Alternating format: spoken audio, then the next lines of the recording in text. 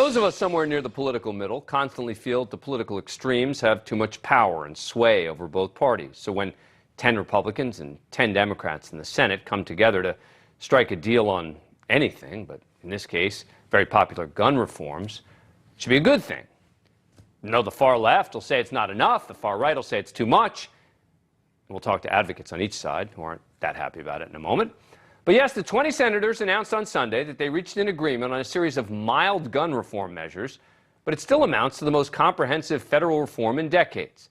The pact has the support of at least 10 Republicans, meaning that if the 50 Democrats hold, it should clear the 60-vote filibuster hurdle and pass the Senate.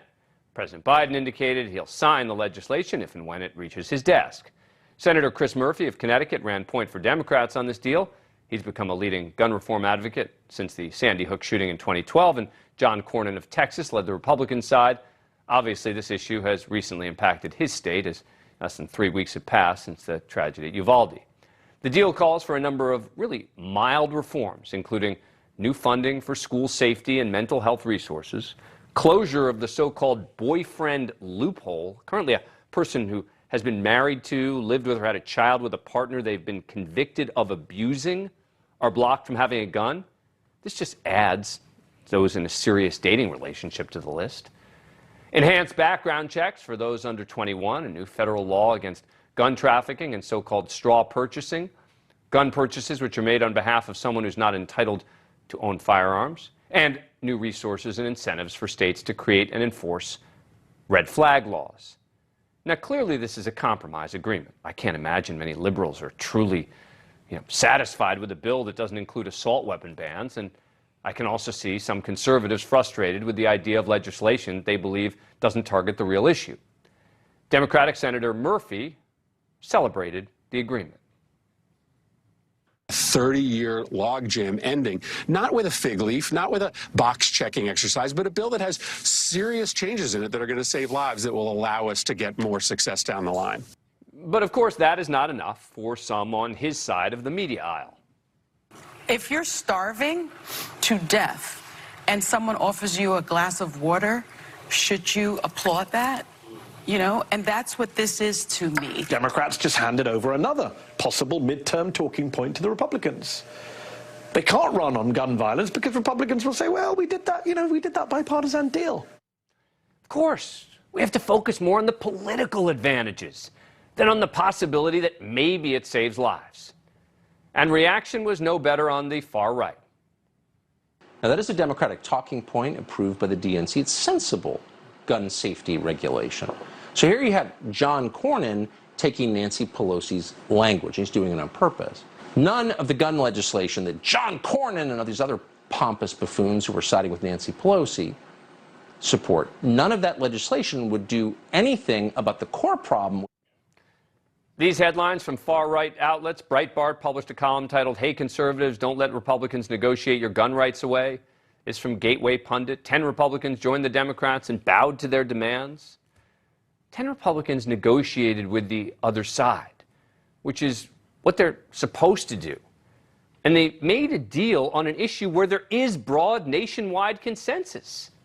I get it. It's not enough for the progressives, and it's too much for the conservatives.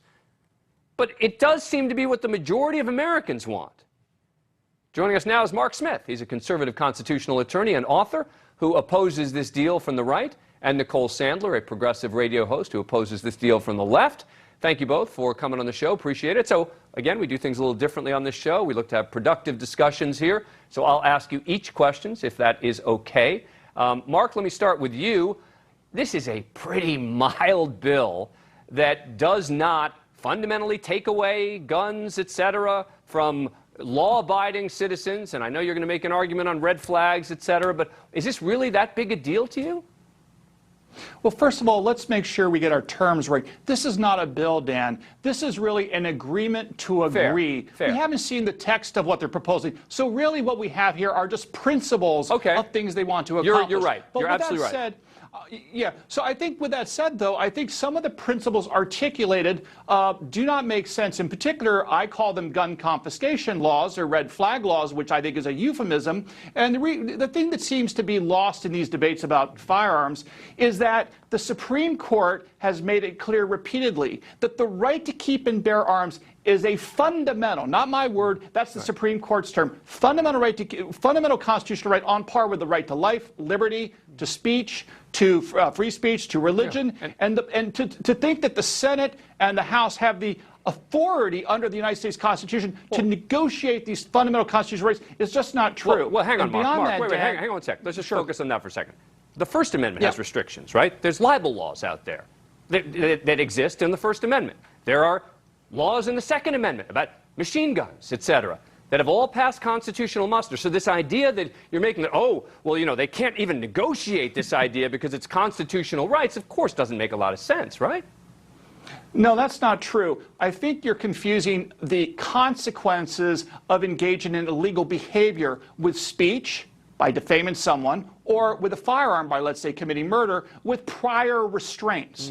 You see, in the First Amendment context, it's very clear that government may not prevent you and I from speaking. Now, you and I may say something that's fraudulent or false or defamatory, and we will pay a price after the fact, after we misbehave with our right to free speech. With firearms, though, it's like they have it backwards. They want to say, because someone may engage in a crime with a firearm, we're going to punish law-abiding gun owners ahead of time. And that's where they really have it backwards when it comes to interpreting the Bill of Rights. I hear you, but that's not the way the courts interpreted it, which is why gun laws have been determined to be constitutional. And some are not. But according to you, no gun laws would be constitutional. Nothing that prevented any kind of firearms would be constitutional. But I got to sort of ask Nicole a question on this. Nicole, I would think that the left should be celebrating this. They should be cheering the idea that, my goodness, we got something, anything done, and instead what I hear from a lot of people on the left is, it's not enough, it's not enough, it's not going to do anything, etc. But this is by far the best you're ever going to do.